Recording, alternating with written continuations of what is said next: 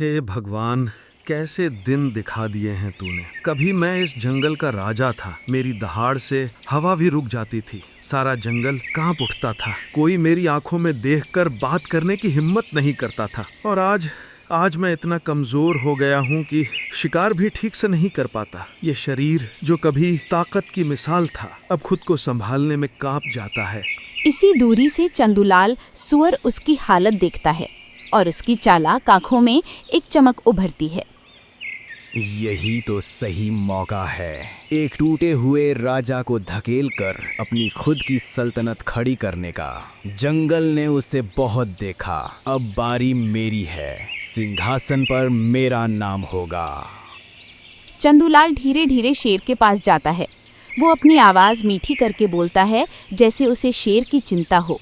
महाराज, कैसे हैं आप? आपकी हालत तो हर दिन और बिगड़ती जा रही है। मैं दूर से गुजर रहा था, लेकिन आपको इस तरह तड़पता देख मेरे कदम खुद ब खुद रुक गए। सोचा राजा हैं आप, आपकी सेवा करना मेरा फर्ज भी है और सौभाग्य भी, इसीलिए आ गया हूँ महाराज, आपका ख्याल रखने। तू मेरी मदद करेगा? जंगल तो कब का मुंह मोड़ चुका है मुझसे। मैं आपके साथ हूँ महाराज। ऊपर पेड़ की सबसे ऊंची शाखा पर रानी नाम की चिड़िया बैठी थी। वो पूरे दृश्य को देख रही थी। उसकी आंखें संदेह भरी हैं।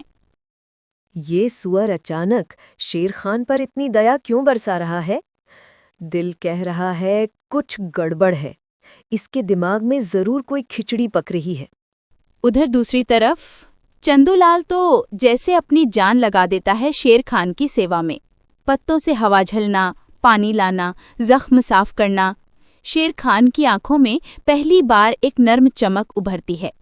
उसे लगता है शायद आखिरकार किसी ने मुझे बिना डर बिना लालच अपना समझकर छुआ है। उसे लगता है कि सच में उसकी किस्मत बदल गई है। उसे एक अच्छा देखभाल करने वाला मिल गया है।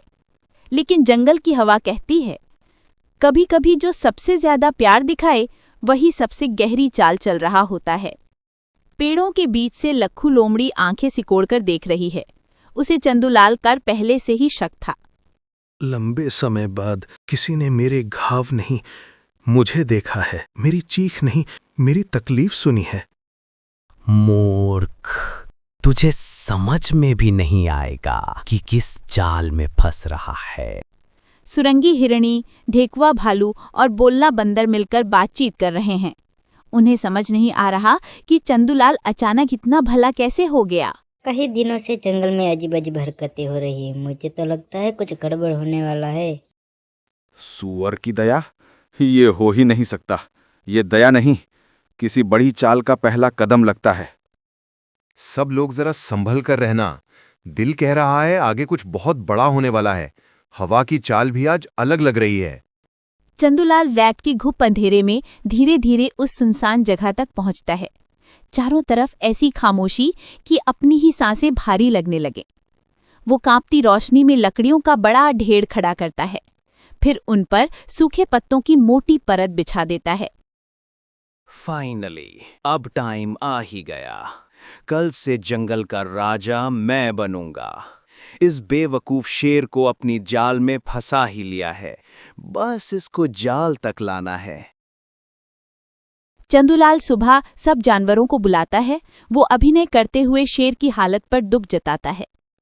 हमारे राजा को हमारी जरूरत है, हमें साथ आना होगा।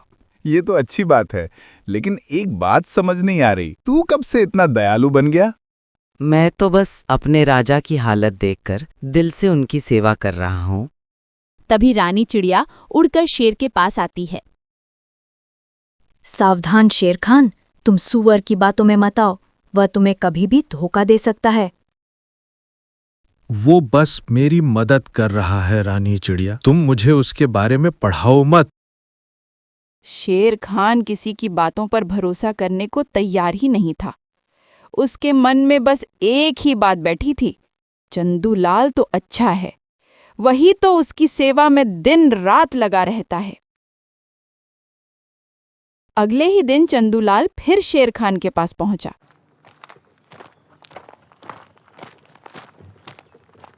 शेर खान अभी भी कमजोर पड़ा था, लेकिन चंदूलाल की चालों में आज एक अजीब सी जल्दी, एक छिपी हुई बेचैनी थी। महाराज, कृपया मेरे साथ चलें। मैं आपको सुरक्षित जगह ले जाता हूँ। क्या ये सही रहेगा? हाँ, महाराज। फिर शेर खान चंदूलाल के साथ निकल पड़ता है। जमीन पर पत्तों की चरमराहट के बीच चंदूलाल धीरे धीरे भयंक को उस जगह ले जा रहा है जहां उसने रात में कुछ खुदाई की थी। शेर की चाल धीमी और कांपी हुई। वो शेर खान को एक ऐसे रास्ते पर ले आता है जहां जमीन अनियमित थी। शेर को जरा भी अंदाजा नहीं कि उसके पैर आगे किस खतरे पर जा रहे हैं। गड्ढा घास और पत्तों से ढका था ताकि दिखाई न दे, और जैसे ही शेर कदम आगे बढ़ाता है, पत्तों का ढेर टूटता है और भारी शरीर पूरे वजन के साथ नीचे गिर जाता है।